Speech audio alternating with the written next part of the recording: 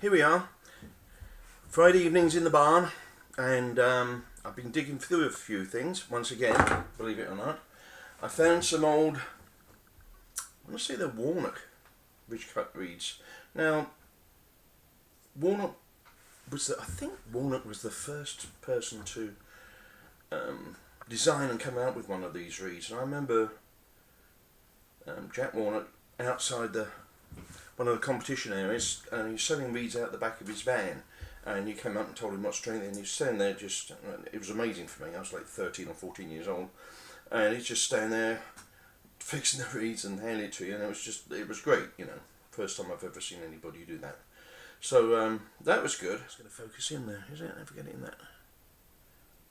This is one of the first reeds I ever made in 1991, and I was thinking that why would you cut away all the good bit of the cane and just use the bit in the middle? You know, oboists and small pipes, I mean, any pipe you have, generally, you keep the shell on because that's where the nice hard cane is, and then you just scrape away through it to get the sound you're looking for. So I thought to myself, why don't I try and do that? Well, it's not as easy as it seems. But, I'm just going to put some hemp around this. See what I got. I've just this minute seen it, so I don't know what kind of sound this is going to produce, if any. It's not hemped, so just give it a quick hemp up. It's really interesting. I keep coming across this stuff, and this is one of my originals. I'd soon stop doing it this way, by the way. My great invention of playing things with a shell on wasn't to be. It's awfully dry, I'm just going to give it away. Oh, well, that's very interesting. It does make a sound. It's very hard to blow. It's really quite low pitch. Huh. Just try against this one.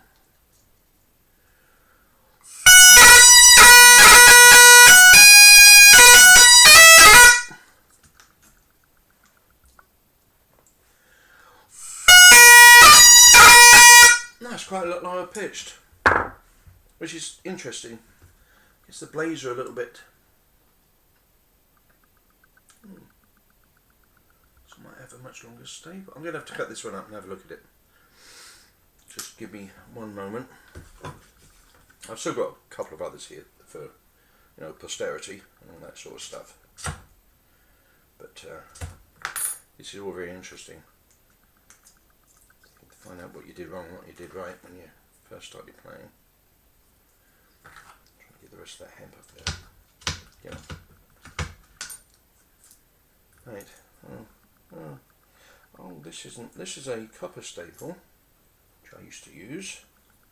I went onto the it's copper folded, of course. I went onto the brass folded staples after using brass tube. I found that the brass tube could make the chanter squeal a bit going from the, say you're playing a high G to low G with a higher greystone. You're much more likely to squeal with a tube rather than a folded, you know, conical staple. So that's a big difference right there. This is quite a bit longer than.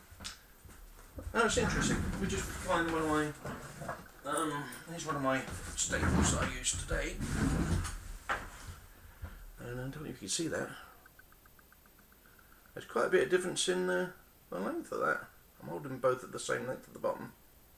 About, I don't know, 16th of an inch.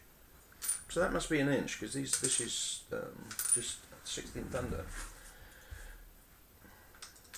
And the tongue's much longer than this as a result. Interesting. Anyhow, yeah, so that's obviously much lower pitch. One, because the staple is longer, and two, the blades are longer as well. So it's interesting because when I played the old reeds last week, or the week before, they were the same pitch. So once again, another reason for me not to make them like that, obviously. Right, well that's it for today. I will see you again next week, hopefully. And if anyone's got anything they want to talk about, please put it in the comments at the bottom there, and we'll try and discuss something. I could do with a little bit of feedback here to see what people are interested in and what they're curious about, or why does this happen and that doesn't happen, and that sort of thing. Anyway, I will see you next week. Thank you.